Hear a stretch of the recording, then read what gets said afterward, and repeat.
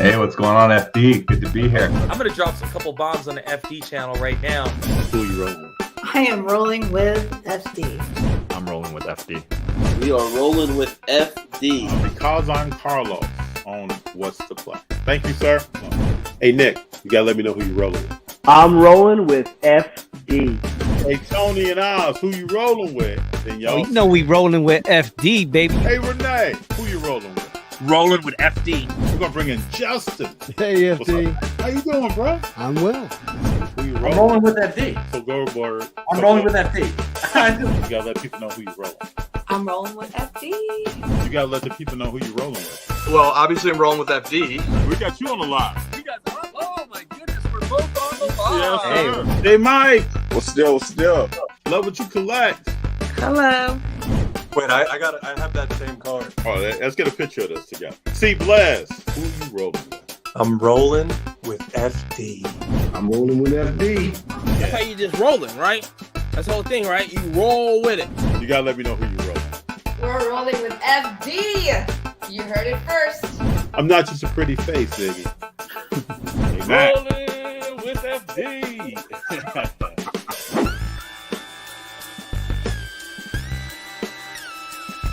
What's up, everybody? February 27th. We're going to have one more day in this month. Tonight at 6:02, we're starting, we're welcoming back Stak and Sale. What's up? Yes, sir. What's up, Thank man? you for having me back once again. The last yeah. conversation must have gone okay. Yeah. Yeah, how you been? You been good? I've been very good.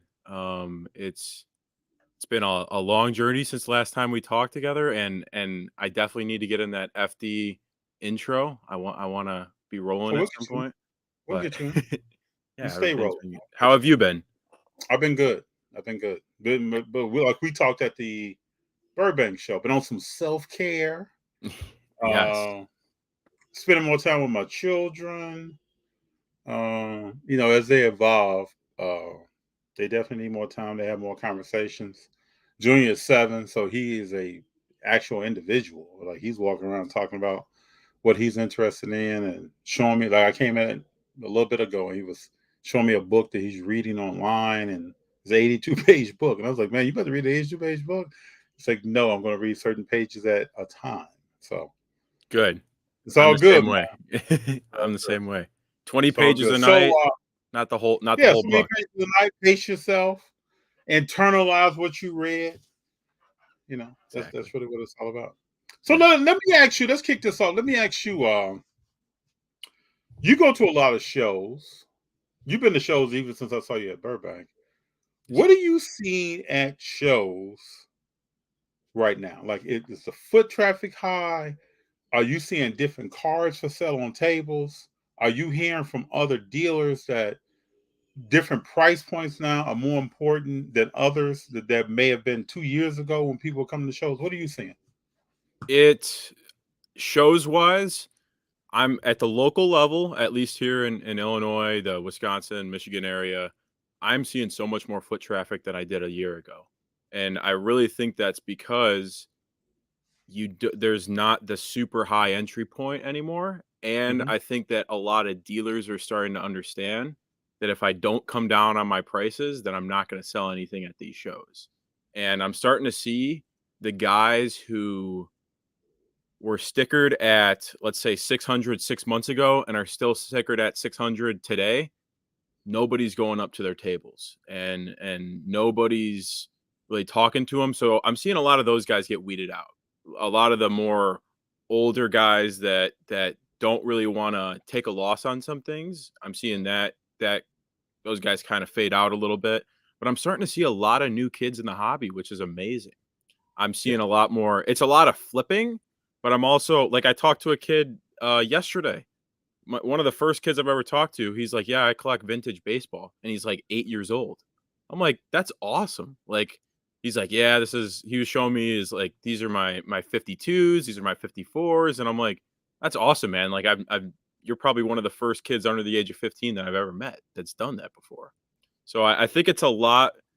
I'm seeing a lot more collecting now, a lot of flippers still. But show traffic wise, the local ones have been really good, and I thought my last big national show was the Burbank show, and I thought the traffic was amazing there, honestly. Oh, that show was. Oh yeah, people were everywhere. Everywhere. People were everywhere. And what was so cool about the show too, it was spaced out so well that I wasn't bumping into anybody, but the show was packed. Yes. I'm And still able to move around, do my thing. exactly. And I have told this person that runs this show, there's a show, the Shipshewana card show that's this weekend, and I am a very claustrophobic person. If I'm at a show and I'm like this, I get super sweaty. I feel like I'm like closing in on things, and I just can't do those shows that everybody's on top of each other. And so I can't do the Shipshewana show because I feel like I'm going to throw up. I don't like being on top of each other. But the Burbank show, the last one, it looked like on video because I wasn't there that everybody was kind of touching each other and there wasn't much It was space. a tighter show. You But still have some ability to move around, but the convention center in Ontario was a different atmosphere. oh yeah, and there's so much Both room. shows, to me, both shows were the bomb, but we're talking about spacing.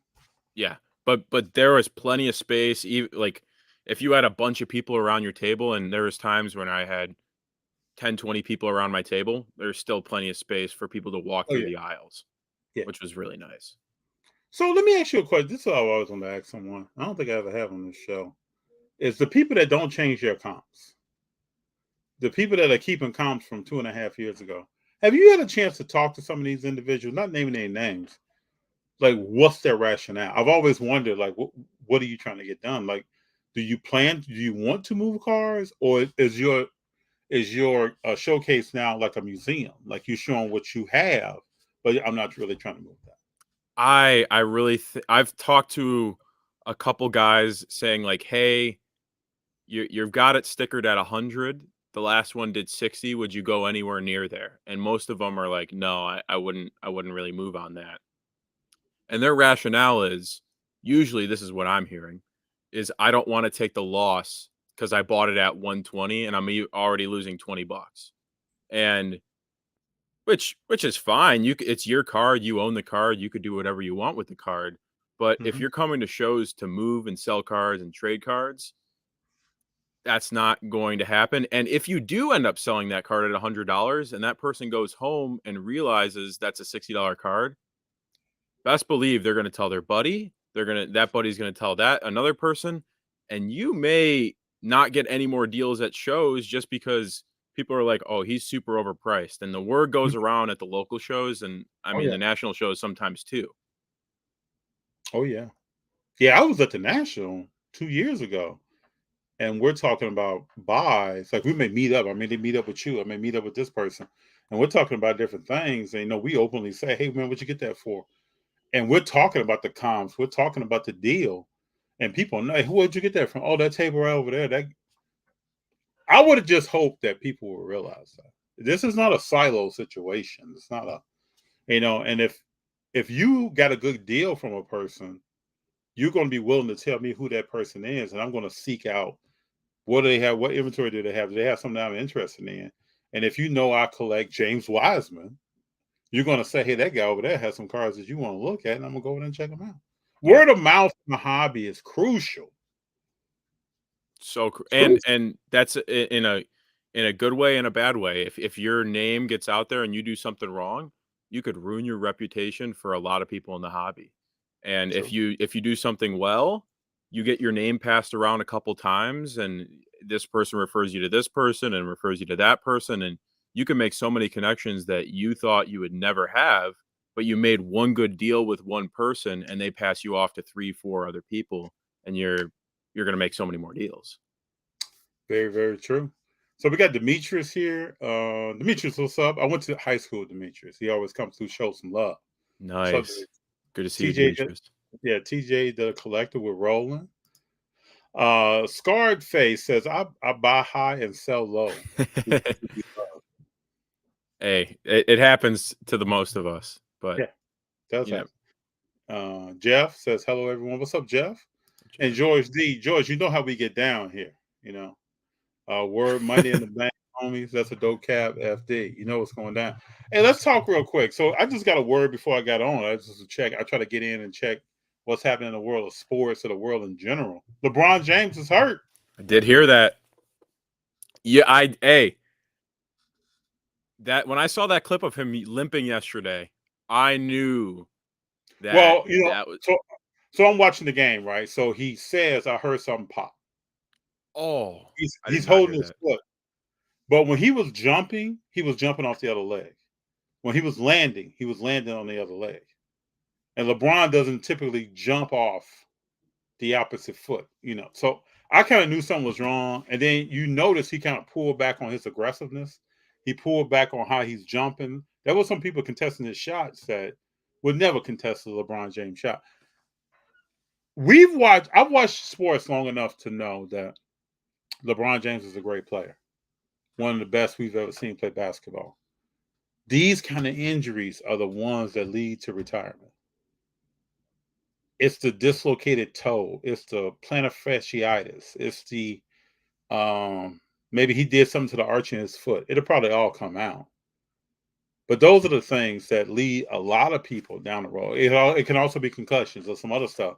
But some lower extremity things are the things that lead to problems. So, and I was just on the phone with a friend before I got on here who doesn't care for LeBron.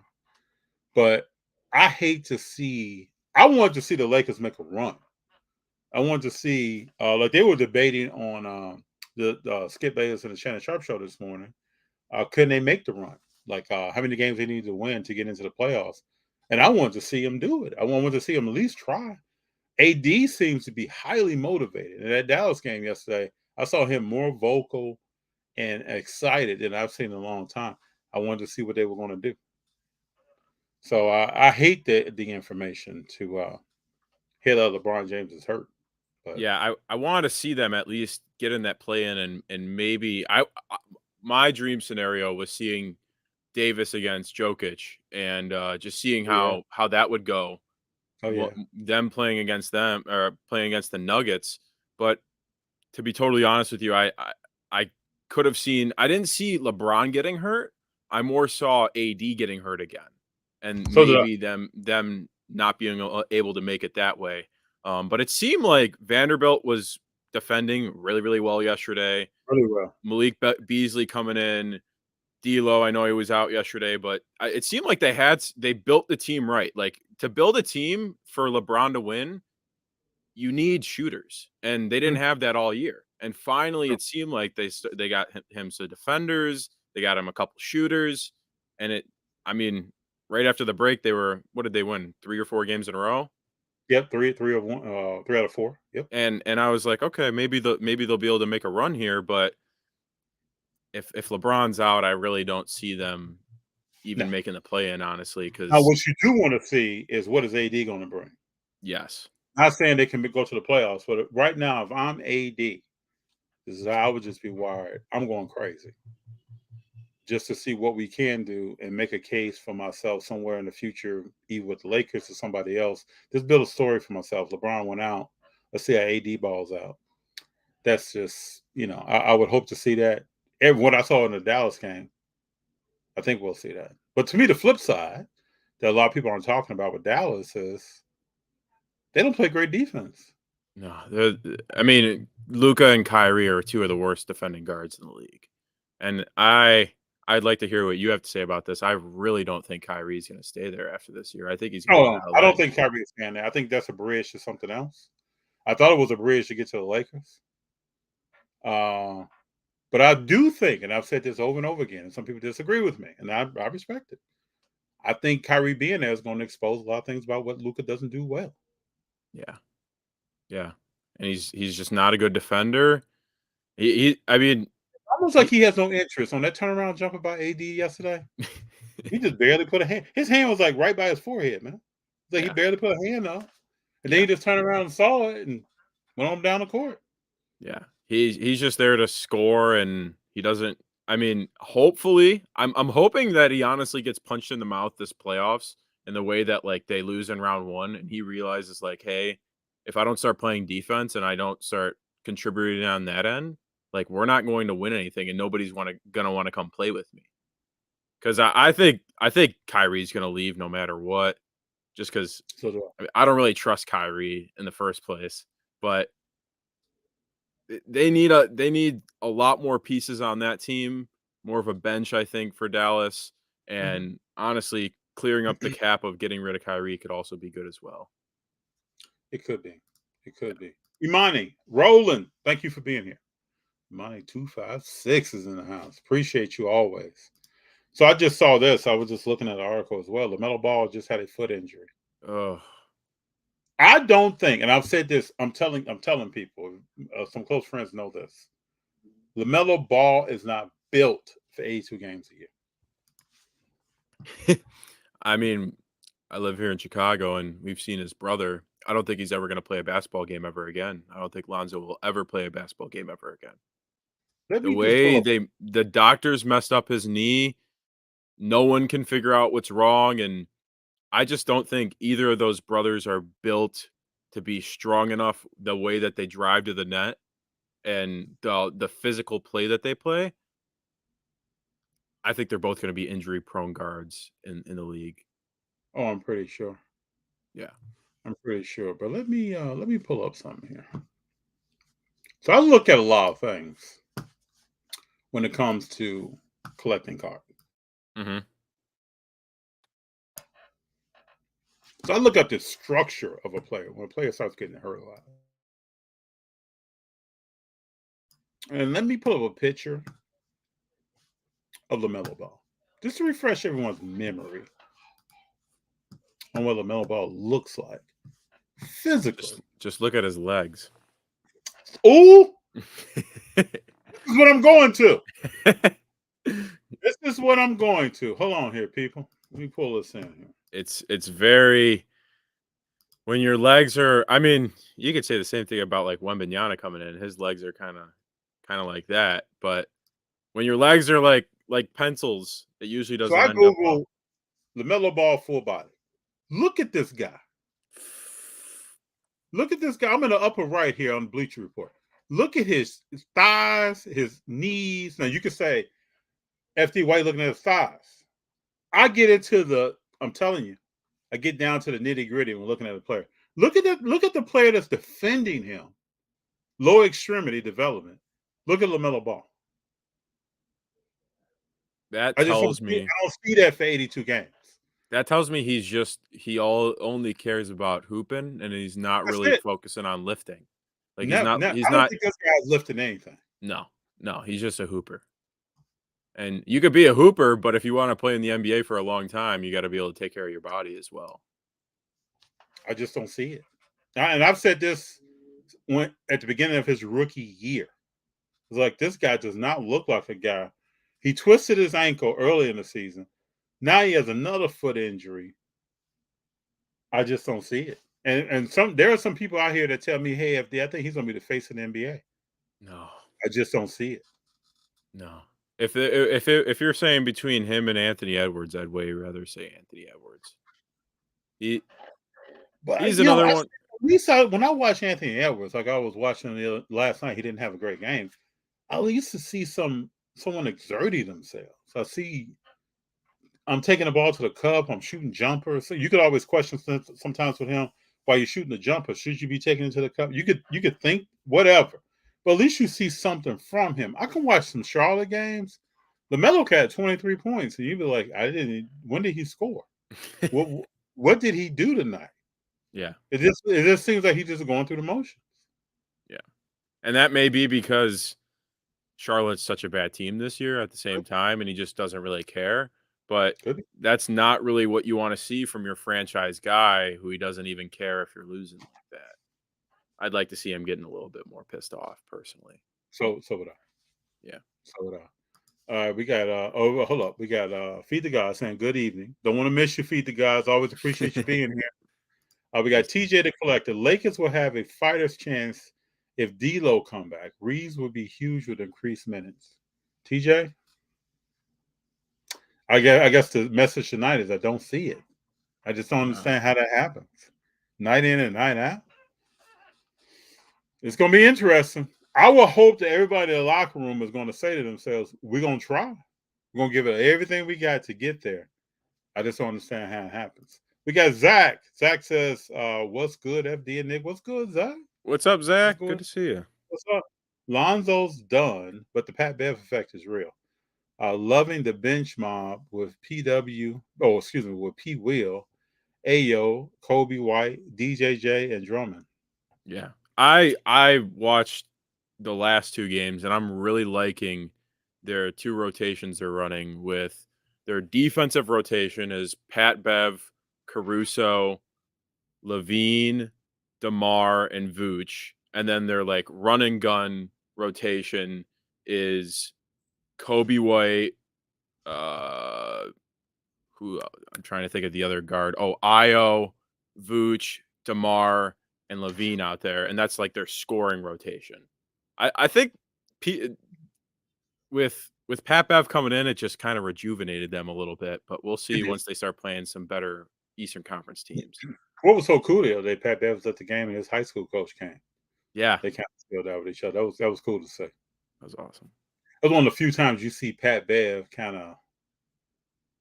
How would I say it? Like, I wouldn't say humbled, but you could see he had a lot of respect for his high school coach. Oh yeah, You could definitely see in his face how he was talking to him, how he was hugging him.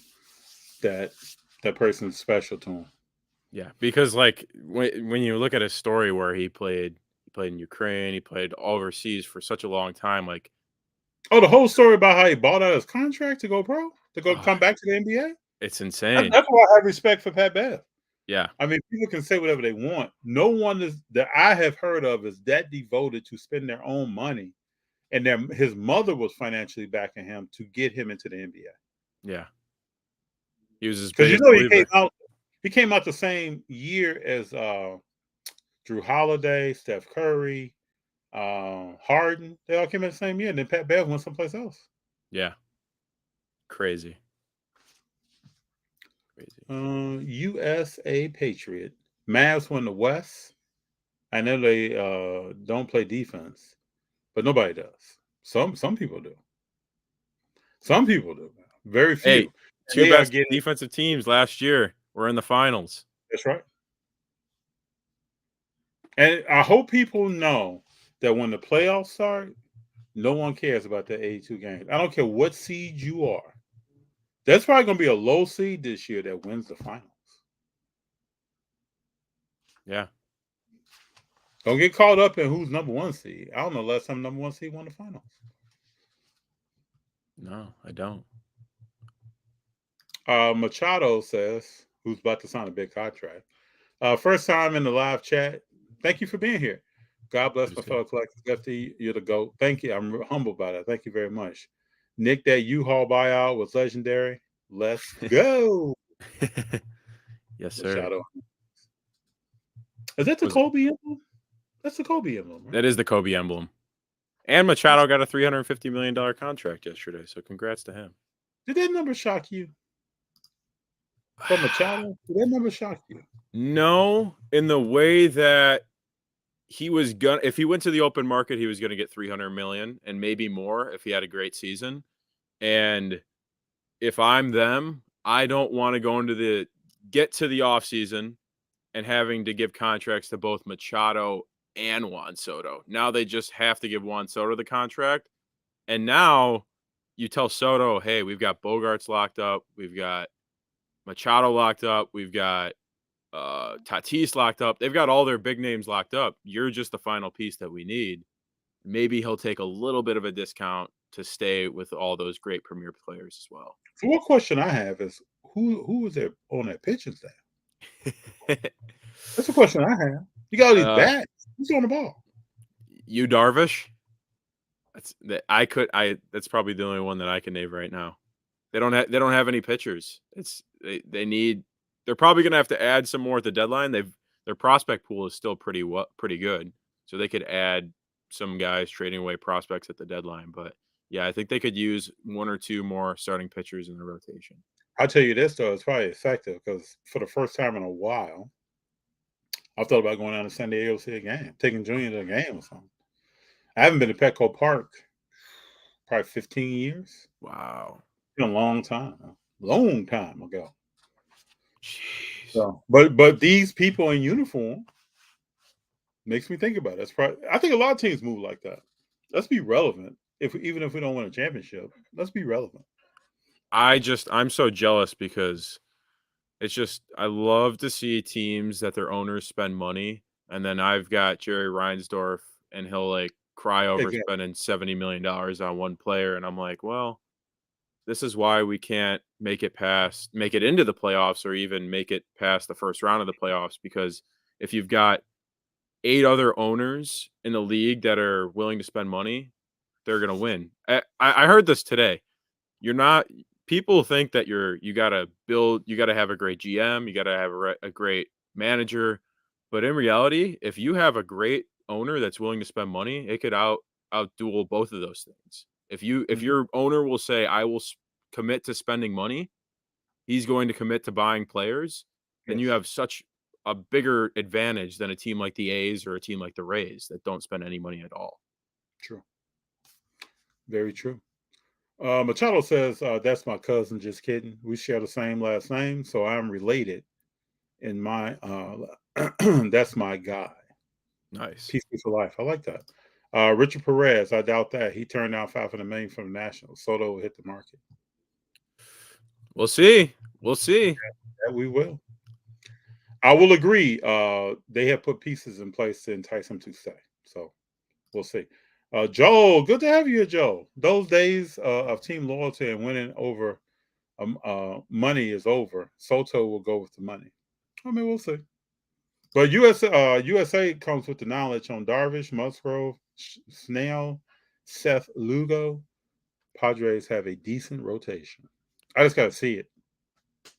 I just think a team like the Dodgers still have a better rotation than them, and I agree. And there's other rotations in the league that I think, like the Mets have a better rotation, but I think they got to add another arm or a couple or two. Feed the guys. That's how I am with the Angels. I'm really need to go and see Ohtani play in person. You better go while he's there. Yeah. Feed the guys. You better go early in the season, young man. Oh yes. Well, Ohtani's not going to be around.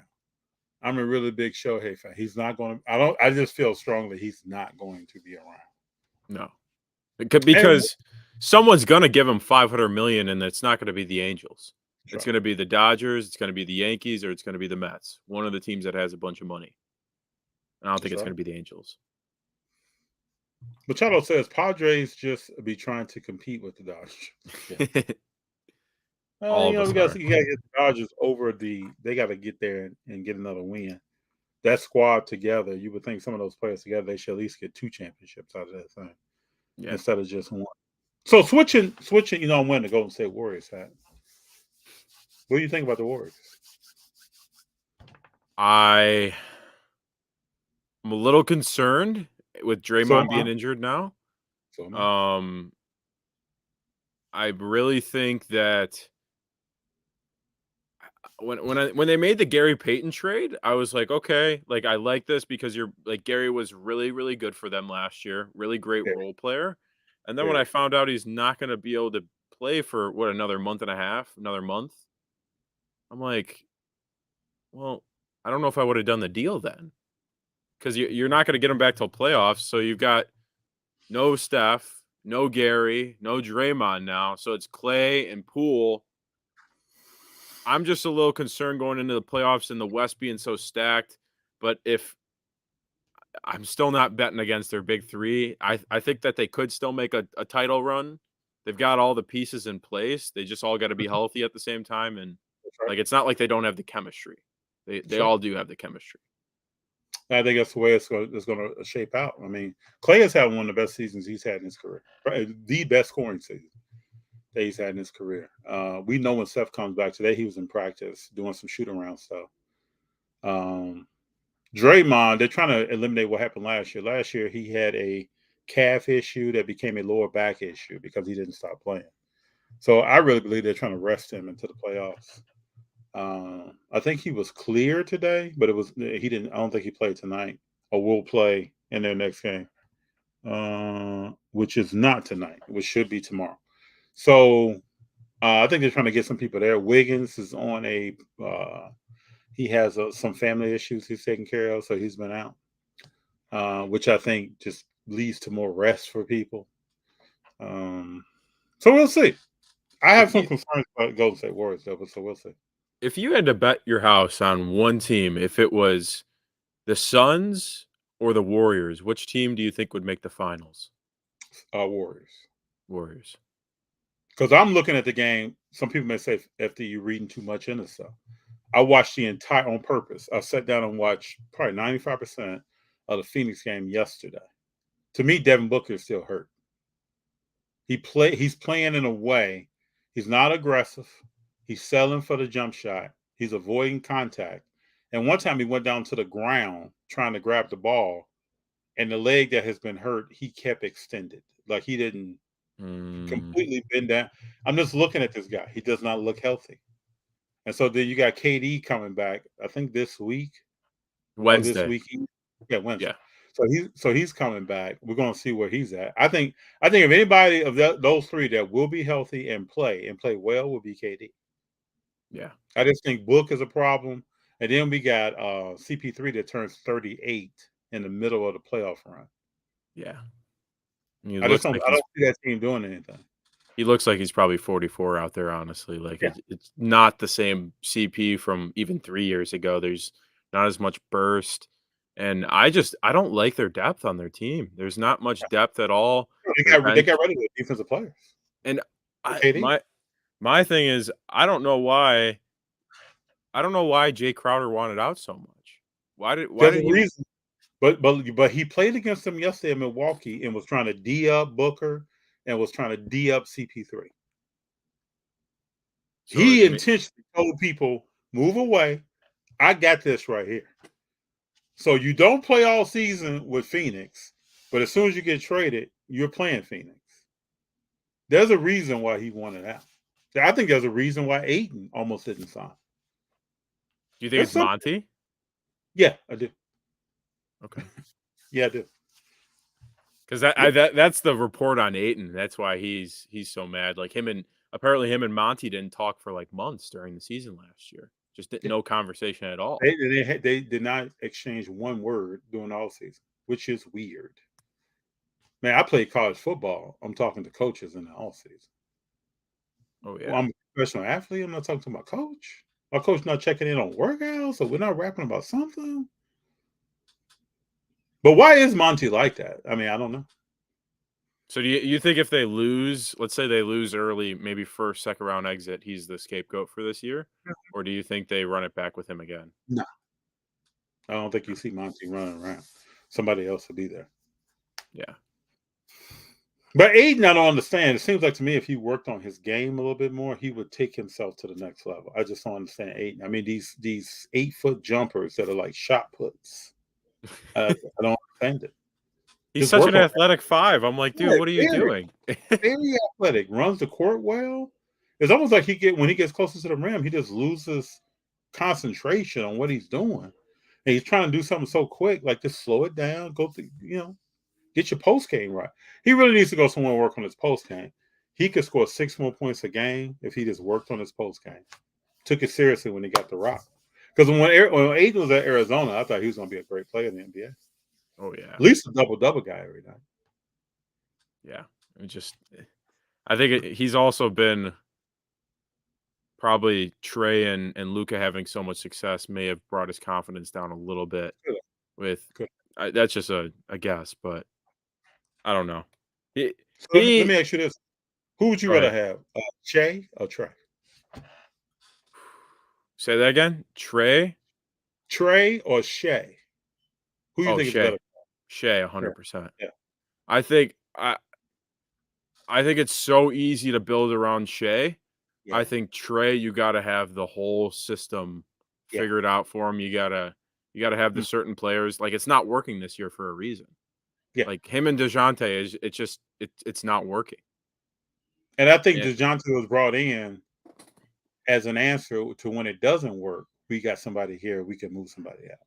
Yeah. And I think I don't see Trae Young being with Atlanta next year. No.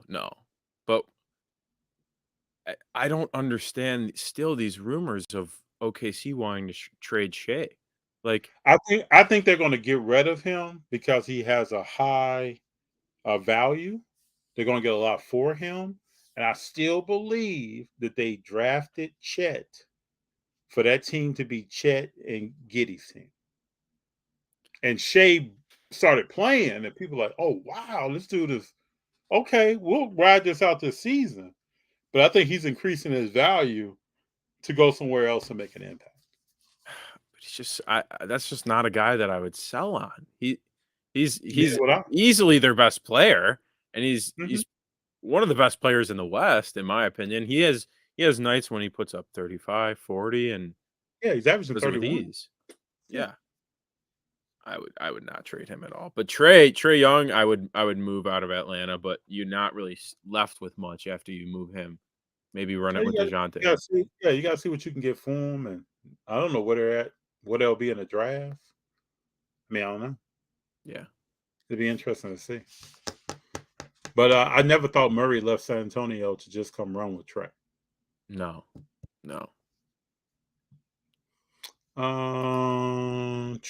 The Angels blew their chance to trade Ohtani. That they did do. Thoughts on buying trout cars on the dip? I don't think that's a bad buy.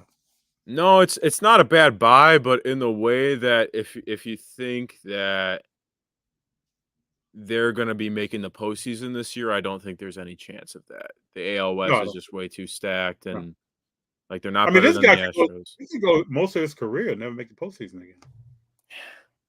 But I don't know, because I have not been around long enough to understand if people are still going to view him, if he keeps these stats going, as one of the greatest of all time if he never does anything in the postseason.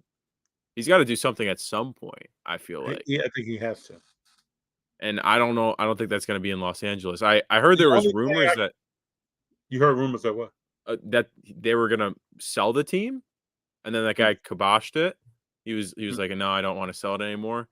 But yeah, the Angels just are not in a good spot this year. So I wouldn't buy Trout if you're thinking that I think they're going to make a playoff run, because I don't think there's any chance of that. Who are some great players that went to the playoffs and they never made it back?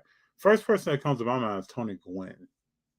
Never really get back to I'm trying to think of other players of like Hall of Fame, legendary hits, home runs. And I think that's a problem with Major League Baseball. In basketball, if you're a pretty decent player, take LeBron James, you're going to will the other 4 or 5 people to the playoffs. Very rarely do you see an excellent player not make the playoffs. Yeah. But in baseball, you got Trout over here. Yeah. I don't.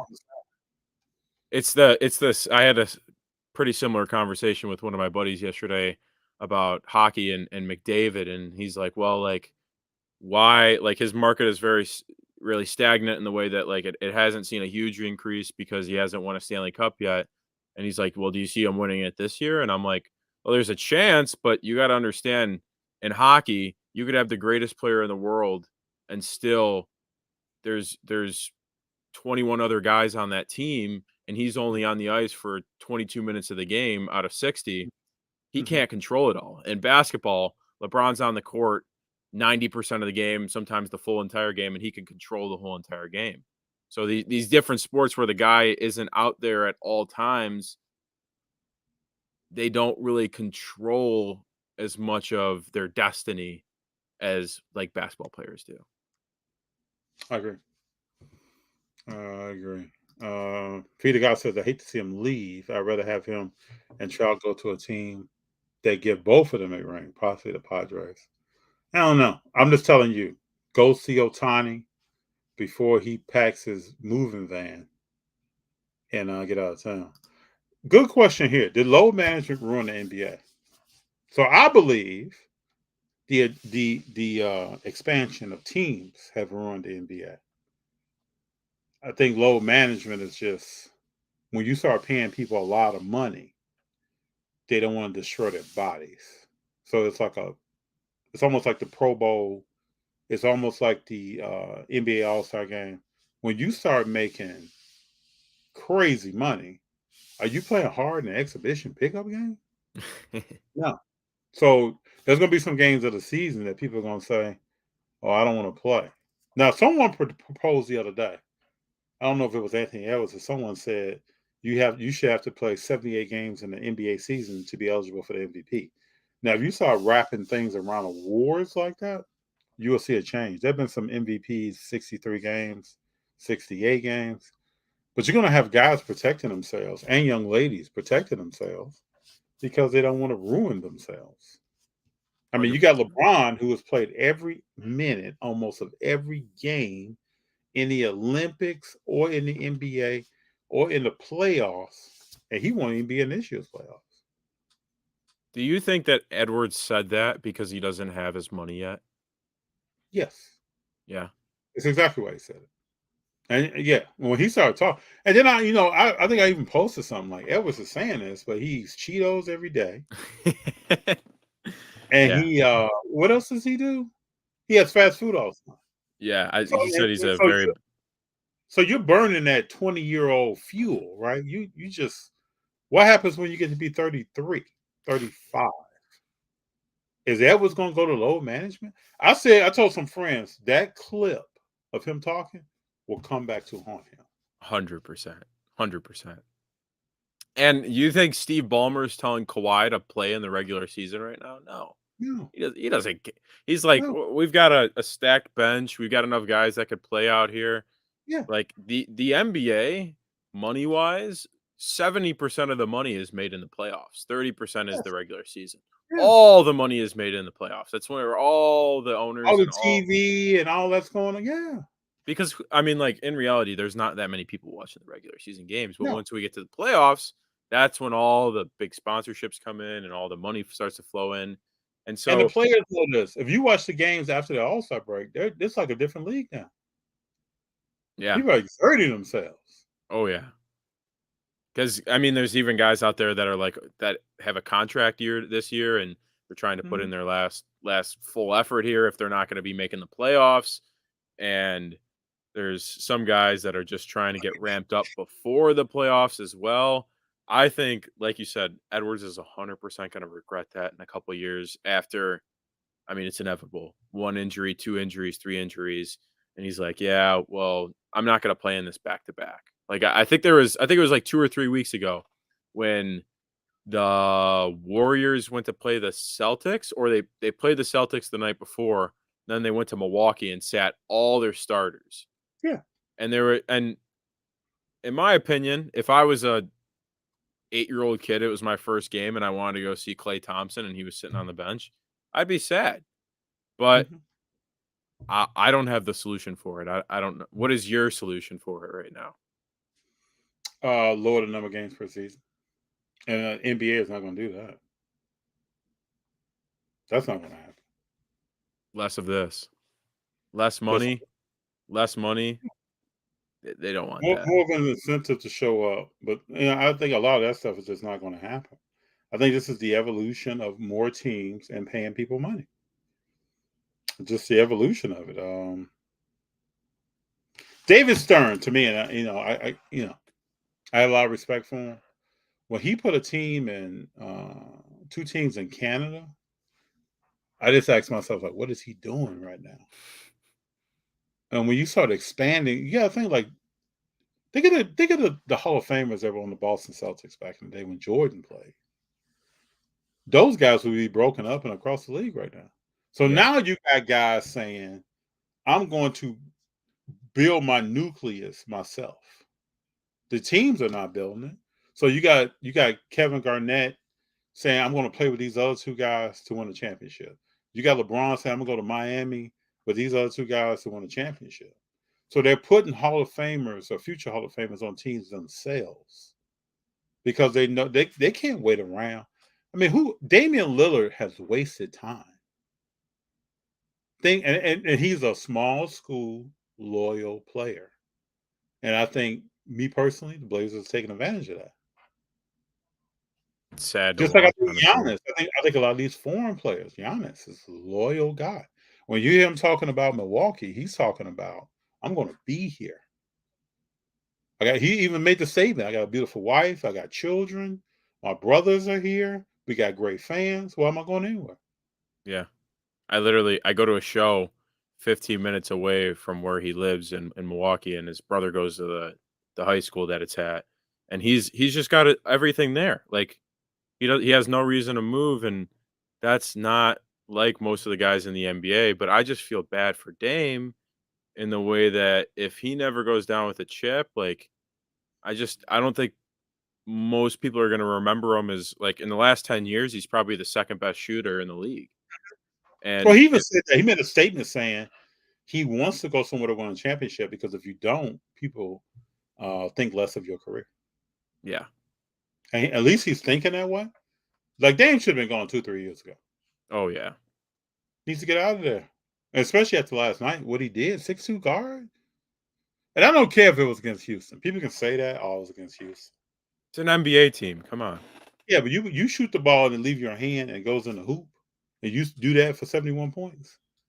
It's impressive. I mean, Kobe scored 81, and I don't think he had a hand in his face. We did a live one night where I counted how many hands were in Kobe's face compared to how many hands were in Jordan's face when he scored 63 on the Boston Celtics. Jeez. No comparison. Like people were just watching Kobe. Oh man, he's shooting. And even Jalen Rose said he found himself just watching. He was on the team. Oh my gosh. Just admiring Kobe. Kobe was just doing his thing, man. And I believe last night Dame could have had 80, 85, maybe even 90 if they started double teaming him at one point. I think it was before that Harden deal, I thought he would have been a great combination, Lillard and Embiid together. And oh yeah, that'd be beautiful. It would have been He beautiful. needs to be with a big man. He's never really played with a big man like that. That'd be great. Or like him with a Jokic, like just some sort of big man would be amazing. Plays though, him with anyone. You put him with LeBron, they're causing problems. Especially a healthy LeBron, they're causing problems. Because you know LeBron's gonna penetrate and kick out. And Dame with you talking about LeBron talking about playing with Steph. Get with Dame? I just hope Dame gets a ring before he retires. Who would say no for AD for Dame straight up? I mean, at least you know Dame's playing almost double the number of games a season. I think what are we sitting on right now with AD 30-something games? 39 games? Probably around in the low 40s, if that. So you know it's already in. I was just looking at this. Oh no. This is actual and factual.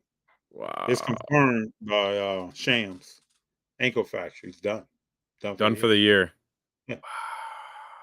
And what's crazy about it, in the game where they played Detroit, let me give you some stats here.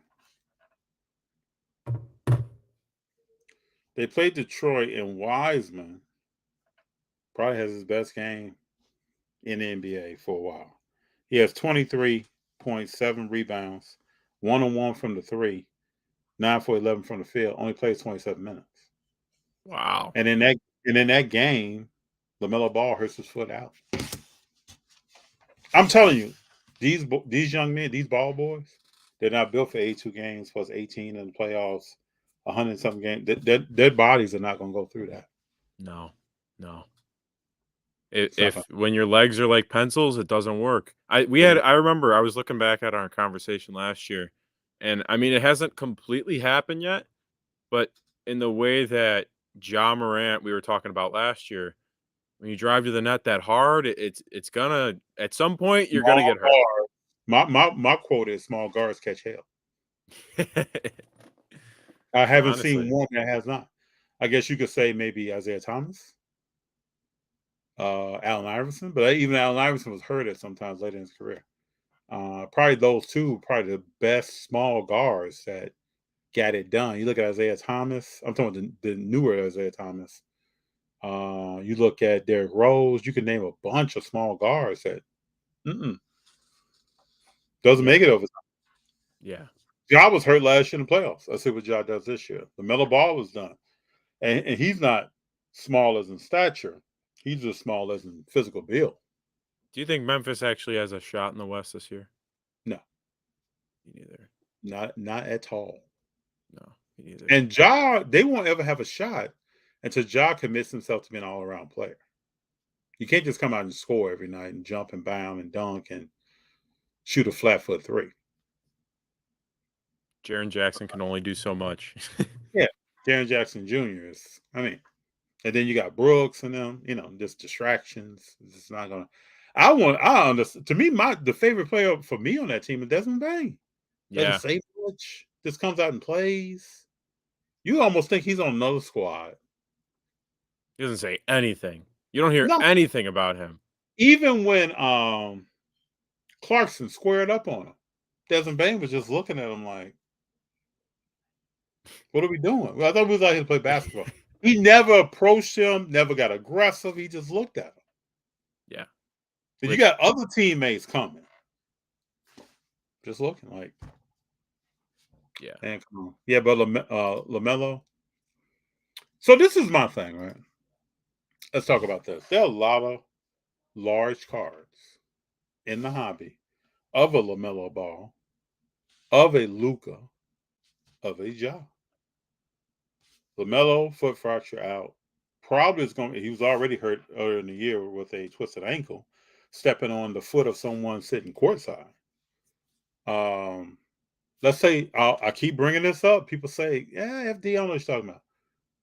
I don't think Luka's ever going to win a championship,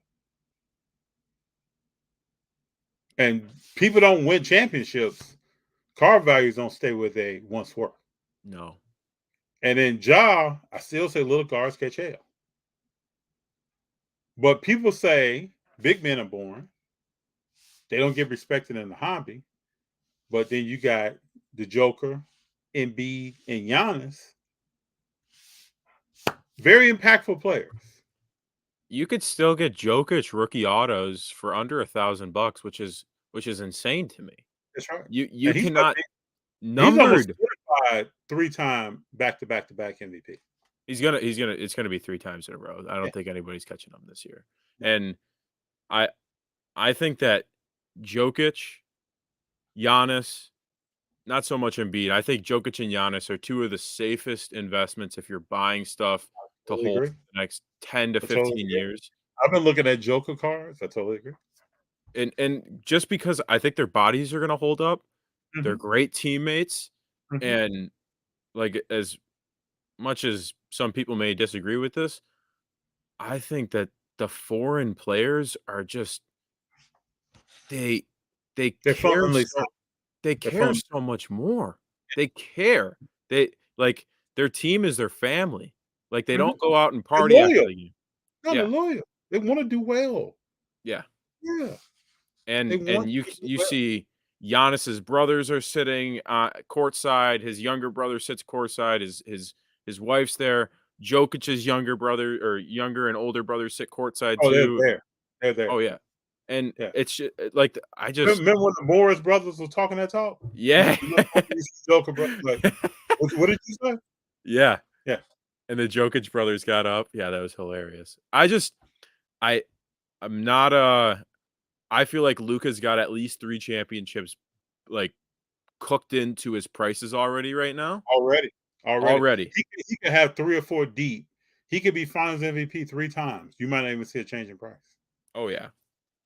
And that's Mhm. why I feel like a guy like Shea, I don't think he's got much baked into him right now in the No, way no. that he's playing on a garbage team. And if OKC somehow lands on Wembanyama and they put Wembanyama on that team, maybe that's a different squad. Or if they trade him to another team, he's going to get hype from that. So I And you put personally, Shea with a big man, a dominant big man, you're gonna have a problem. oh yeah, I personally stay away from those guys that it feels like they have championships cooked into their prices. I So try to do I. stay. So, so Yeah, do I. yeah, I don't say that often, but so do I. When I look at someone, I'm like, okay. You are. I just let me. You can talk. People can tell me, "Oh man, you're crazy. I can't believe you're buying so and so." But I'm not going down that road. That's just not me. yeah. And I could be crazy years from now, but if it was that simple, if it was only that simple, It's I I think that a lot of cards is people like the hype. People they do. like the guy who's got 15 million Instagram followers compared to Jokic, who doesn't have an Instagram. That's right. Like people just like the flashy things, but what you got to realize is 15 years down the road, the flashy thing today is not the flashy thing 15 years from now. I I think was blown away 2.5 years ago. Steph cars were well underpriced. oh yeah. I mean, short print, low pop, just sitting Rookie there. stuff. Yeah. Rookie stuff, just sitting there. Yeah. While we're talking about other people that haven't done anything. And That's I mean, all like, you could always speculate, but a lot of the big speculation where you're spending big money, just not the place that I like to be in. No, I'm not the kind of guy that's buying the 101 that I just saw on Golden. 101 Christian Vaquero, who is a Bowman Chrome prospect from the Nationals, did 47,000 this weekend. That's not my kind of thing. He's 18 years old. I'm not touching that. I'm not touching a $500,000 Dominguez. Like, that is not where I would put my money. That's right. But that's where kind of the hype money goes, it feels like. Mm-hmm. But one thing about the hobby that's interesting to me is that if you follow the hype money, people are like, oh man, you're crazy because you're following the hype money. If you don't, why are you buying that person? It's like you're not going to win. So that's why I don't even follow. I mean, and many other aspects of life, I'm not following anyone. I'm going to look at the sport. I'm going to ascertain who the player is. I'm going to be the GM of my own collection. And then that's how I'm going to move. FD, last year in January through May, I was ridiculed by so many people. So many people. Why do you keep buying this Jalen Hurts guy? His completion percentage is terrible. They got no weapons. And sometimes when everybody's zigging, you got to zag. That's right. You got it. When everybody's buying Justin Herbert, zag. Go buy another guy, because when everybody's doing one thing, that player is usually going to go down. At least that's what I've seen. That's right. And that's why I say if it was only that easy. Yeah. 100%. I mean, there would be really no strategy, no art to it. There's no, I mean, I don't need to watch the games. I just buy what everybody else buys. Exactly. Doesn't work like that for me. Never has. So that's why I make some moves that I think some people think are probably unorthodox, but is right in my wheelhouse. I look at certain players and I'm like, Like I look at Tyrese Maxey. I look at Tyrese Halliburton. Oh, I love Halliburton. Oof. He's a special player. Oh yeah, special. It's gonna be special long term. Low impact, how he moves, what he does. It's not bounding and jumping. It's not Ja. He's a 180 from Ja. Very effective. He's in the All-Star game hitting threes. He hit 2 or 3 threes in a row in the All-Star game. Jump shot unorthodox. Nothing but the bottom of the net. Yeah. There's a few players I look at that I'm like, okay, people are talking about this person. This is a person right here that's probably going to join the squad, win a championship. De'Aaron Fox. I can throw a few out. Sabonis I loved a long time ago. I mean, I loved his father. His father was something else. Probably one of the best big men as far as footwork in his prime that you ever want to see. And his son had to take some of that. There's just certain players that, and De'Aaron Fox rookies, to me, in my opinion, humble opinion, still attainable. Oh yeah, I sold a De'Aaron Fox Optic PSA 10 yesterday for $40. So they're still relatively cheap. I know that's a high pop card, but you could still get his rookie autos for under $200, and you never know. It moves to a bigger market, and I mean, all right, we'll throw it out there. What if there was some sort of swap with De'Aaron Fox and Trae Young? Both teams get a guard back. You never know. Never know. Never know. Atlanta's a much better team. Yeah. You're talking about, and De'Aaron is playing defense, offense. He's doing a lot. The other day they played the Clippers. He got Sacramento a win. And then when the press conference said, I don't give a damn about who they got on that team. We worry about us. Oh, yeah. And I'm like Keegan Murray. I remember in college, people were comparing him to Lonzo Ball. There's no comparison. There was no comparison then to me. No. Lonzo went before De'Aaron, right? Yeah. Yeah. Oh, yeah. I remember sitting at the draft. Fox is sitting with his father, and Ball's up on stage. Yeah. Oh yeah. This is how it goes. It's the same thing with the draft. If we just all bought the number 1 draft picks, I mean, come on. Yeah. And we always have to realize that in all these things, we're looking at someone else's assessment of a person and staking claim on that. We don't know those people. We don't know how they do, if they do the job correctly. Yeah. There are people at our jobs that I don't know. So if that person told me something, I don't know if I'm listening to that. So when I look at a player got traded, like when the Clippers traded Shea because Kawhi wanted a veteran with him. That's the only reason they got rid of that young man. So Shea goes someplace else and still maturing and doing his thing. What the Clippers decided to do with him has nothing to do with the rest of his career. And now you're going to see, I think, with young players coming into the NBA and developing, you're going to see some players moving around before they get a grasp on who they are and start ascending in their career. You might see them move from one team to another team, maybe even 2 teams. Then you, oh wow, look at this. Or he gets the right coach behind him. Look at this player. Right front office that surrounds him around guys that work for him, and yeah, totally agree. Oh yeah. Because you got to remember, all like 90% of these guys that are getting drafted are 18, 19 years old. Yeah, like, still growing, still developing. You got to think. Yeah, I was when I was 18. I mean, I was just getting out of high school. Like, I can't imagine. Like, you have you got to think about all the things. You're getting millions of dollars. Mm-hmm. You're now living on your own. You've got some free time. You don't have to go to school anymore. It's a whole different life. And then you have a lot of people coming at you. Yes. Wanting something from you, telling you they're going to give you something. You got to maneuver your way through that. People distracting you from your sport. So, and that's one thing that, like, I'm not a big LeBron guy, but he was so good at that. Like, his whole career, being able to, excellent at that. Yeah, being able to weed out. You don't hear anything about LeBron, and he's never out of shape. No, never. Family man, never has had any like scandals about anything. Super good guy. I give him credit for that, honestly. That's what Machado. People sleeping on Patrick Baldwin Jr. He's going to be a good player to me. Outside jump shot, shoots the 3. Working on his handles. I see him being a very good player. I like him a lot. Came from a small school though. Richard Perez. The Warriors have a center in the G League who's a monster. The Warriors G League has a lot of talent. They always keep talent in the G League. I'm pretty sure that whenever Loon moves on or retires or does whatever, his replacement is probably somewhere in the G League. Yeah.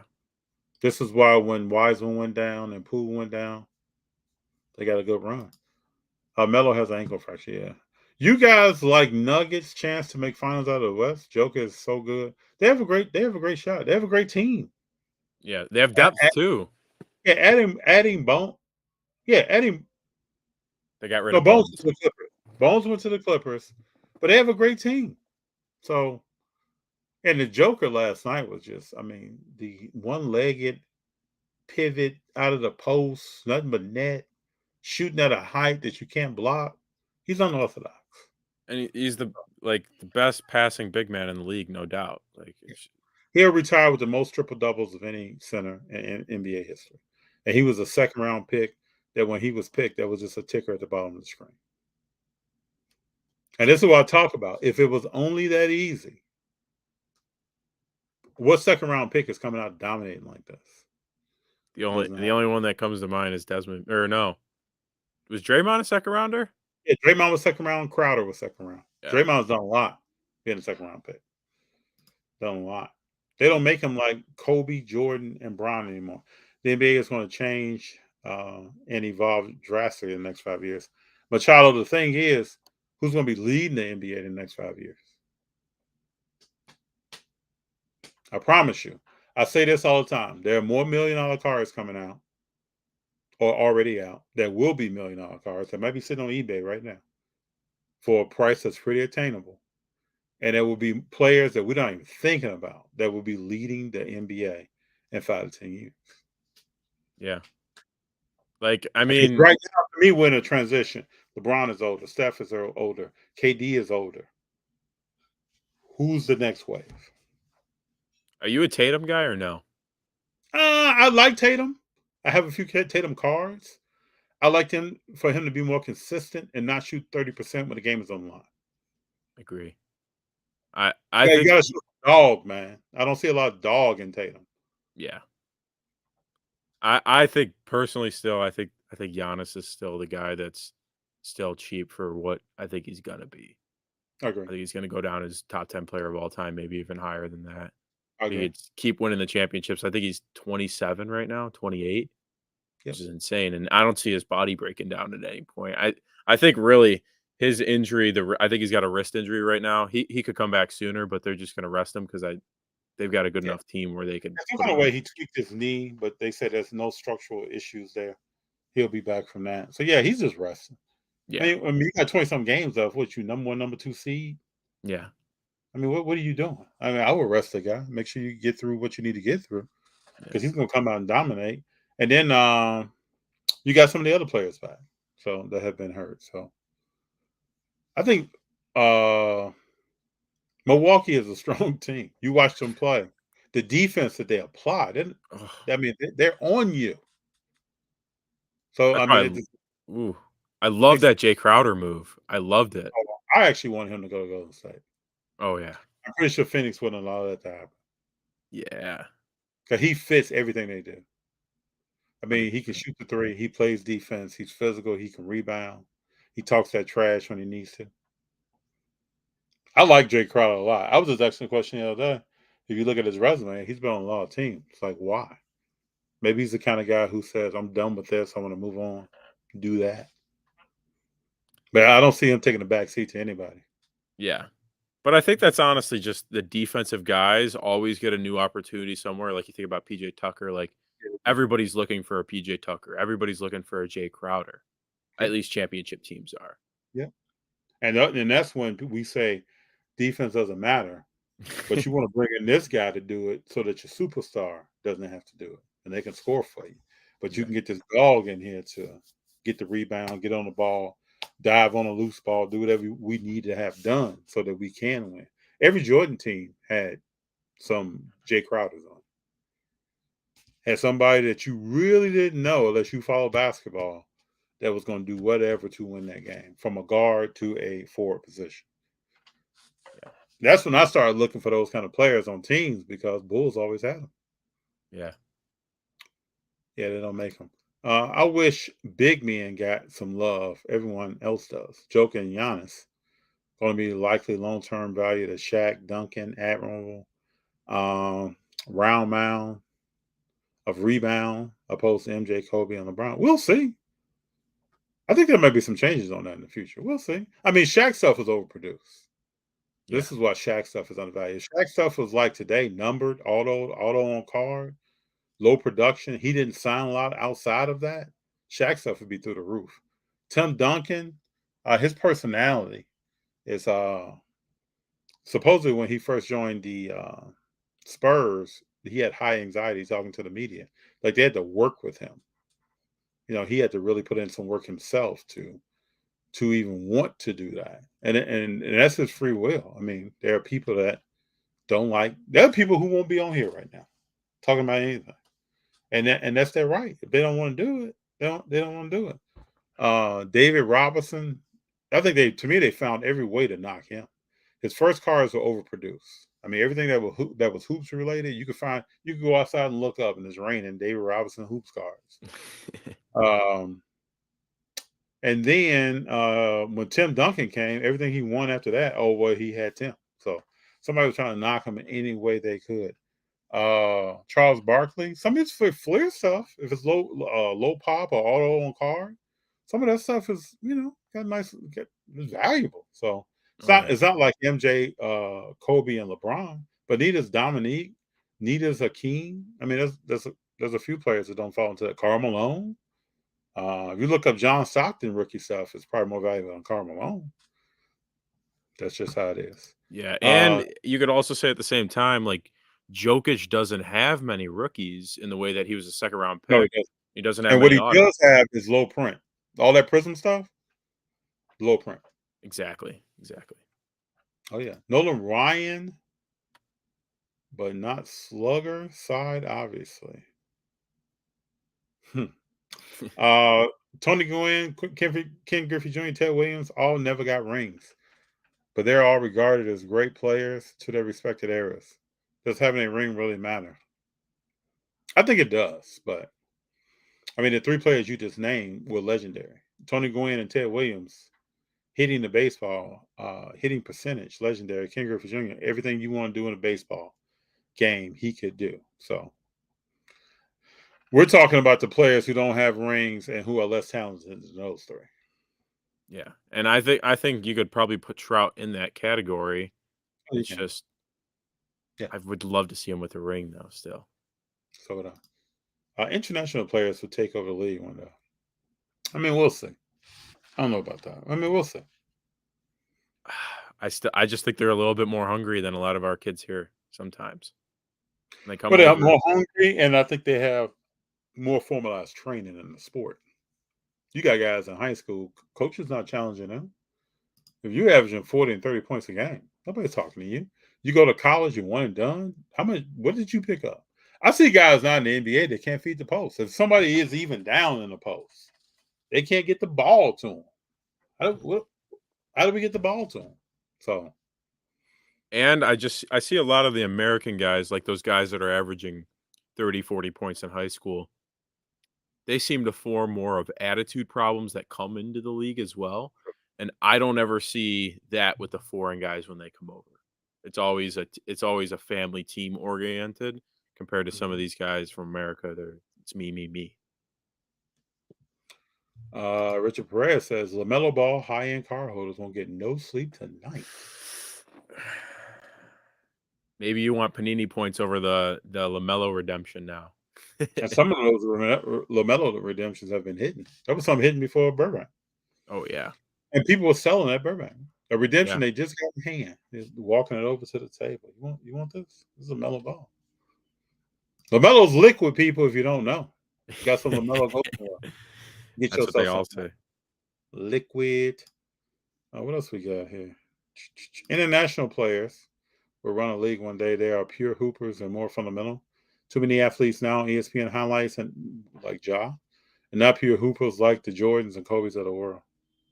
Jordan and Kobe and several others were students of the game. In Franklin, good to have you here. Let me get your comment up here. Yes and no. A non-flashy guy like Tim Duncan's cards market is still undervalued. It is, and I still pick up Tim Duncan cards. So yeah, I like the fact that they're undervalued. Mark Williams is the buy. Who's Mark Williams? Who is Mark Williams?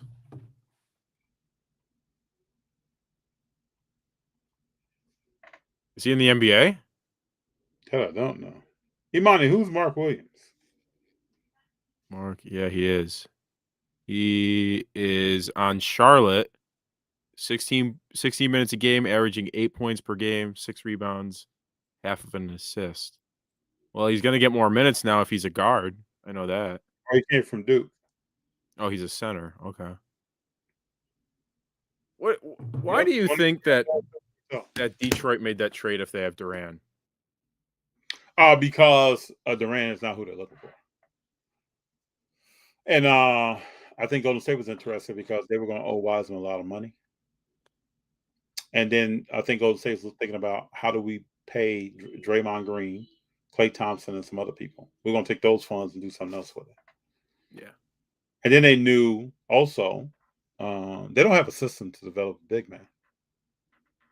And so they hired a coach just for Wiseman. And he was going through drills with that coach while other people were doing other things in practice. So I think all that adds up to we need to let this guy go do his thing. It wouldn't surprise me if he does his thing and Golden State is still interested. He could come back, could go someplace else. Yeah. But just like the game he had tonight, he's never having that in Golden State. And I think Detroit still lost the game. So Cunningham is out. You got Ivy. You got some pieces down there. But during this, 19 years old, I've watched him play. He's another player that needs like 4 years of development. Yeah. So now you're going to replace college time with NBA time. And then hopefully you can find a system that's willing to develop you. Seems like more of a defensive center to me. In my Yeah, he is. That's exactly what it is. A Yeah. rebounder and a defensive center. Yeah. And since Wiseman has been there, like a couple of games, he did not play at all. Let me see if he was in the game tonight. He didn't play tonight. Sore ankle. Wow. There's been several games. Since when they announced Wiseman was coming, Durant had 30 points. The highest points he's scored in the NBA since he's been there. And since then, he really hasn't played. Jeez. And like tonight, Ivy didn't play. So Yeah. I remember when there was the rumors of Shea going to Detroit in a trade package for the Cade Cunningham pick. And still, I just the NBA is such a slow developing league in the way that you can't just get one player and instantly go to the playoffs, it feels like sometimes. True. And like Phoenix. That's what I'm saying about Phoenix. yeah. And it's I think Detroit's gonna be a slow build. They still need a lot more pieces. Mm-hmm. But They need a lot more. I don't know why. Which is good while Wiseman is 21. In March he'll be 22. I mean, you got time to get yourself right. Yeah, they've got young pieces, which is a good thing. Mm-hmm. Yeah, I just don't know if the coach is the right coach. I mean, there's a lot of questions about Detroit to me. So we'll see. Is it the guy that was the coach of the year with Toronto? Who's their head coach? Let me look it up. I remember I was watching your podcast. I think it was last week. Say that again? I see his face, but I don't see his Dwayne Casey. Yeah, Dwayne Casey. That's the funny thing about the NBA. Like, you probably know like 5 or 10 head coaches in the league. That's about it.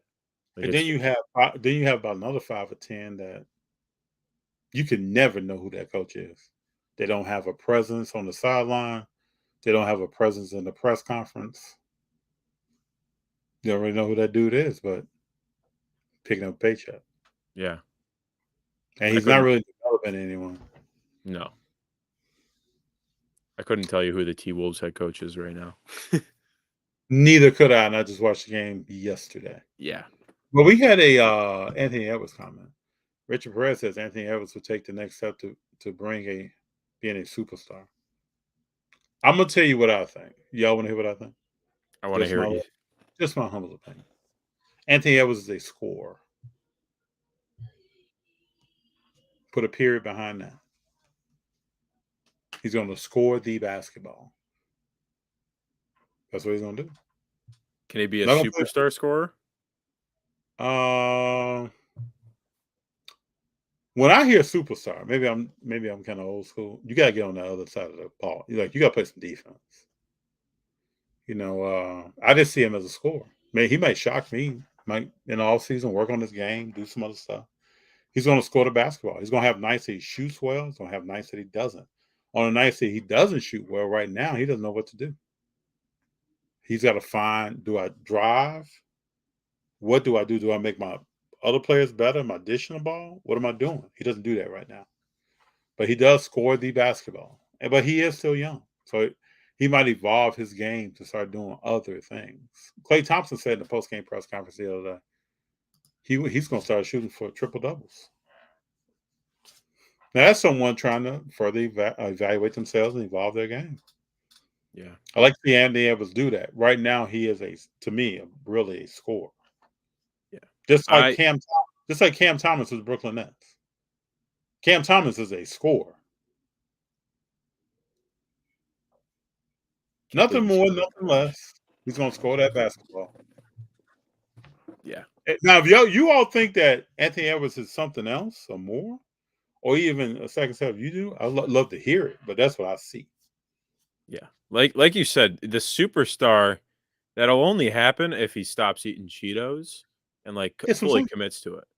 Come in the season in shape. Don't come into the season, well, I'm carrying a little extra. I was watching all these interviews as soon as the season started. I was like, man, that dude looks different.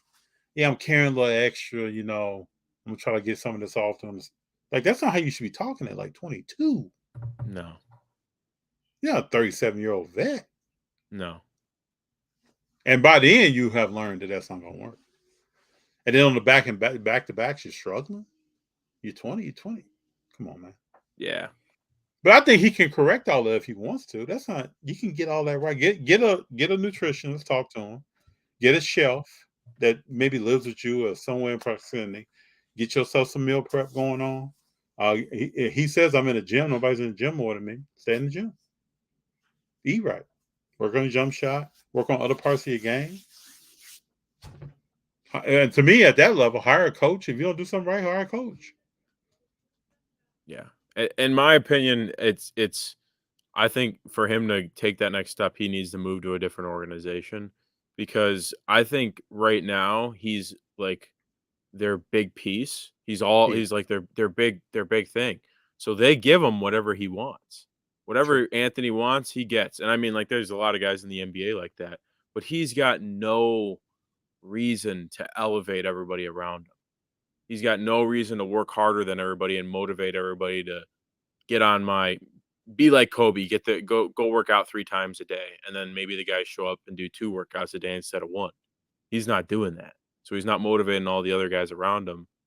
And I mean, the Rudy Gobert trade didn't help them at all, but That didn't make sense at all. Man, I still don't understand that. no. I don't know, if your team is trying to win, why would you go pick up Rudy Gobert? Yeah. I don't get it. Machado says hate injury about but Melo is my PC since Chino Hills days. So if you got Melo, send him my way. Melo will be back. Let's wish all these guys going through injuries a speedy recovery. Yeah, I wish him a speedy recovery. Yeah. To me, when you're so young, or probably any time in your life, because really any time in your life, Clay talked about going through this. And I know him and Wiseman were like in counseling, like, and I've been a athlete. You hurt yourself, kind of other things. You start questioning other things, and I would hate for any of these young men, old women, to become injured and then be down on themselves. At the end of the day, you've done more than many athletes that have played. Sometimes us on podcasts or and other avenues can be harsh on players, but I wish LaMelo Ball the best. I don't wish anything else but for him to get better and take care of himself and get his game right where he wants it to be and come on back for more. It's got to be hard playing with Detroit, Charlotte, Houston, some of these teams that are like almost like the G League of the NBA. Yeah. They're playing for nothing. They're playing for Wembanyama. Yeah, that's it. Thoughts on Bam saying All-Star Weekend should include a one-on-one tourney? No one would do it. No one would do it. It would be exciting. Yeah. I don't think you're going to get any big names out there. If you got somebody out there, it'd be like the people we've seen in the slam dunk contest the last couple of years. Yeah, it's like, I mean, you even saw Giannis come out just for 1 minute during the All-Star game. Like, a lot of these guys don't want to get hurt. Most of them don't even want to be there. They're there because they're getting some sponsorship money. I think if you were to do a one-on-one thing, I don't think any of the big names would do it, and it'd kind of be like a stupid competition, kind of like the dunk contest is cool, but like Mac McClung is a G League player. He shouldn't be the guy that should be winning the dunk contest. It should be like a Ja or a Zion, one of the super athletic guys. That's what the NBA needs. They need those big name players to come out. But I think guys are scared of jumping and tearing their knee up. Yeah. Nobody wants that. Years ago in NFL, they had a flag football game on the beach. I forgot his name. Start running back, tore his knee up. Ooh. Never played again. So those are the things that people fear. You think of $600 for a PSA 9 Maxi Mosaic fast break goal out of 10. Rookie autograph is good. Jam, yeah, that's good, Nathan. Yeah. I Please think don't sleep on Max. Don't sleep on Maxie, man. No, Tonight he had 14 and a quarter. Let me see what he finished with. he's super fast too. Super fast. And has control around the rim, can finish. Oh yeah. The whatchamacallit? Maxie had 23 tonight. 8 of 16 shooting, 4 of 8 from the 3, 1 rebound, 2 assists, only played 27 minutes off the bench, 23 points. Yeah. Nathan, if you don't get it, let me know where it's at, man. Honestly. One-on-one tourney with 1 million first prize. Maybe get all the second tier guys out there. Maybe getting them more eyes and love. Maybe so. Maybe so. Stak and Sell, I've enjoyed having you here, man. I appreciate it so much, man. I enjoyed it. I don't really have many friends to talk about basketball with, so it is very nice to not just be talking to myself about basketball. What are your friends? What sports do your friends talk about? Most of my friends are just football and baseball kind of guys. So that's mainly my niche that I hear mostly about. Basketball a little bit at shows. Just I think people underestimate just going to shows and just bantering with people and just throwing your hot takes out and hearing what you got to say and then hearing what everybody else has to say about, oh, the Lakers are making the play in, and then the other guy is like, no, they're not making it because of this reason. And sometimes at shows, it's kind of like that high school locker room feel of just like people giving their own little takes on certain things. And I like to hear that about the NBA too. But That's it's good. usually all sports. Well, next time we're at the show, I'm gonna come to your table and I gotta rap with your people. You know what I'm saying? Get back and rap with your brothers, man. Yes, sir. Hey Nathan, send me a picture of this card, man. Now you got me interested. The Maxi card. Send me a picture of this. Honestly. It'd be nice. So, brother, I really appreciate you for being here. You know we're gonna have you on again. Oh, I bet. I'm hoping. I'm really hoping. Oh yeah, for sure, man. You give good insight. I try to meet and greet people from all over the hobby. And you're from Chicago. You give me a perspective on a different part of the country. You're always easy to talk to. I see you as a leader in the hobby, so more than welcome to always be here, man. Thank you so much. And just thinking about where our conversation was a year ago, I've learned so much about the hobby and met so many people in the hobby. I've been starting to realize there's a lot of I even saw it at the Burbank show. A lot of when you turn the camera off, some of these guys are pretty fake. Oh yeah.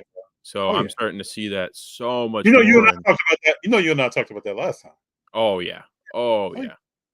And it's becoming so much more obvious. One thing I just despise is seeing people who will not give kids the time of day that like truly look up to them and truly like, hey, I watch your videos, and they will not give them the time of day to like. If a kid comes up to my table, I'm always gonna look at his cards, no matter what. Just like I'm 99% of the time, I'm usually not gonna buy $2 base cards just because it's gonna go in my dollar bin and he's gonna want $3-4.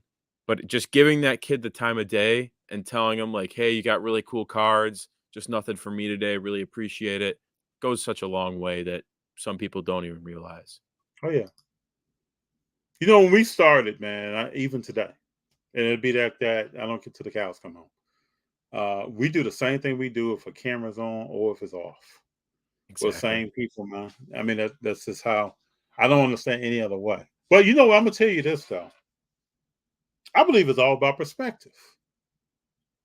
It's really all about perspective in life. I don't care if you're talking about I got a YouTube channel and I got these many subscribers, or I do this, or I work here, or I drive this kind of car, or whatever it is. I think for me personally, probably playing sports, I've been around a lot of different athletes from many different sports. And I think a lot of it, for me personally, comes from how I was raised, what people are talking to me about, what's important to me. I came through a path in my life where you think you're the football player, right? Then I sat down with myself at an early age, and I said, well, hey, if I was born in any other country in the world, I'm not a football player. Yeah. Right. So why am I valuing myself on that? I have other things to offer. I got other things to do. I have I should have other goals. And I've been around football players, man, that wouldn't I've been around people who were in college, thought they were gonna be a first round draft pick. They wouldn't talk to you. If you came up to them, like, what am I talking to you about? You're not making me money and you're not getting me clout. And this is before social media. So what am I talking to you for? I've seen some of those same players go out and blow out a knee. Already they graduated to pedestrian status in no time. So then what? We get caught up sometimes into whatever we think is the big deal. In the grand scheme of things, Stak, so let's just be for real. If you got 100 subscribers on YouTube, this is how I think about it. So this may be an unpopular view, but a lot of people is going to hear this. If you have 100 on YouTube, if you got 2,000, if you got 50,000, what kind of people are we? Same person. To me, none of that stuff really matters. We're the same people, bro. Yeah. None of that stuff really matters, man. So when I see somebody out and it's time to talk to them, I'm not walking around like, I come on. And I'm with my dudes. I'm with my children. We're in here enjoying ourselves. It's not. I don't understand. I've never understood that, man. I don't understand if you're a multimillionaire. I've met multimillionaires that are just like somebody sitting in the park on a bench and you walk by. They're not trying to be anything more than themselves. You would never know that they're a multimillionaire. Never know. I've collected autographs and met some athletes that are down to earth, talk to you about anything. Like prime example is a Jerry Rice. Jerry Rice will talk to you about anything, man. Talk your ear off. Happy to see you, ecstatic to see you. Then you meet some other athletes that just like, it is what it is. That's why I think the more people see Stak and Sale, they see Rolling with FD. There's a few other people that I can name. When they see those people, then they're gonna know that they seeing real folk, and they can have a conversation. And what you'll do, man, and what I'll do is we'll touch people when we see them, and they'll know that I can watch that person, and then when I see him, I see the same person. Yeah. And then if the hobby sees, I think, more of that, and we could affect the next generations of the hobby, then that's a win-win. Oh yeah, 100%. And just one thing to add on to that, it's just I have so much respect. I met a guy 3 weeks ago who has had a YouTube channel for 3 years. He's only got 700 subscribers. He's in a different niche. He's more in the finance thing. Mhm. But he's made over 600 videos, and I'm like, you haven't seen the results of like gaining like amazing subscribers or like going up in subscribers. But I respect the hell out of that guy in the way Mhm. that he's just so consistent and he cares about what he's putting out, and it's just it doesn't so much matter about the number of subscribers, the number of followers on Instagram. It's, do you genuinely care about what you're doing? And when you get those subscribers, are you going to change into someone different than you were before you had those followers or subscribers? And the individual you're talking about, just by the numbers you just said, they have a love for what they're doing. They would do it if, I mean, they're already doing it. They're doing it because they want to do it, and they probably want to help someone that could potentially be watching. They're not doing it for anything else, and Yeah. they'll do that forever, man. I've always wanted to talk sports. So Sack and Sale, back in 1993, 1994. I'm a freshman in college, sophomore in college. We used to gather. That was a group of us, probably about 8 deep. We used to gather in the Student Union building. This is before internet, like attainable. You had to go somewhere and get on the internet, not at your palm. Man, we would debate sports, but then you had to commit yourself to memory. You had to know what you were talking about. So and we would call each other out for being off, right? So that started me wanting to debate sports and talk about sports and follow sports and get more behind the scenes on what's going on and understanding everything. That was a long time ago. Yeah. So that I've always wanted to have you on before I even knew you, talk to you about stuff, find out more about you. Different I don't have perspective. I don't have to pick up 1,000 subscribers to do that. No. And I think honestly, the best, like as much as people dislike both of these human beings, but Skip and Stephen A, their first like debate kind of show has like sparked this new Oh, it age in has. America in the way that like there's a lot more debate shows and not just sports but politics, a bunch of other different things. And I think more people are more open to now in life just throwing out their takes, people criticizing them, but not so much like you get criticized and you go on a ball and you just in your little corner. I think people are more open to being wrong and hearing out more Yeah, of what other people have to say because, oh, I never thought about that. I agree. So, yeah. I agree. Hey, I appreciate everybody that's here. It's always exciting to me. I look forward to Sundays and Mondays of getting on and talking about stuff. I feel like what us as a community offers has evolved over time. I think this show is different than when you were on the first time. I know I feel more comfortable. Today, I'm gonna tell you the truth, man. I challenge myself. Sometimes I do different things as a test, right? I came on here, I want to have a free conversation with you. That's why I hit you up and said, let's just talk. I didn't want it to be like a template we were going by. Sometimes I would because I have a vibe with you. I kind of know what the conversation is going to be like, or how it's going to flow. Let me say. Some people I have more of a template until I learn their style. And what I like is talking to different people because everyone has a different way they go about expressing themselves. But the art to me is to be able to talk to anyone. And on this show, we've had some very analytical people like Pancake Analytics, and we've had some very creative people on this show. And really being able to talk to all is what I really enjoy. It's a true joy. Enjoy the hobby, guys. The people here in the chat are the hobby. That is true. That is very true. Let's keep going. I love you, FD. Love you too, Machado. You're really a hobby legend. I'm humbled by that. I appreciate you. Just giving you your flowers, man. Keep dropping content. I really appreciate you. It's G and I, it's April, it's everybody in the family that really comes to this and tries to do the best we can. I always joke at home that we're one little house here, and I think we cast a net over a lot of stuff and try to talk to a lot of different people. The goal of this show was to bring many different people in the hobby together because I didn't see that. I see people talking to certain people. I don't see people talking to the hobby itself, in my humble opinion. Quality over quantity. It's the real community and good people that always make it worth dealing with the fools in between time. Thanks for a night of good sports, cars, and life talk. Thank you, Tom. Appreciate you. Appreciate you, Tom. Making collecting fun again. That's what it's all about. Keep it rolling. Thank you, Brian. Collectors for a morals and ethical hobby. That's what it's all about. Each one, reach one. Stak and Sal, I appreciate you, brother. Appreciate you so much, FD. I'm looking forward to the next time being on. Oh, yeah. We're rolling. Hold up. Before you leave. So I'm going to ask you, we're going to add this to the intro. Yes. Hold up. FD, please talk more about Jason Williams, best pass in the NBA. White chocolate? No joke.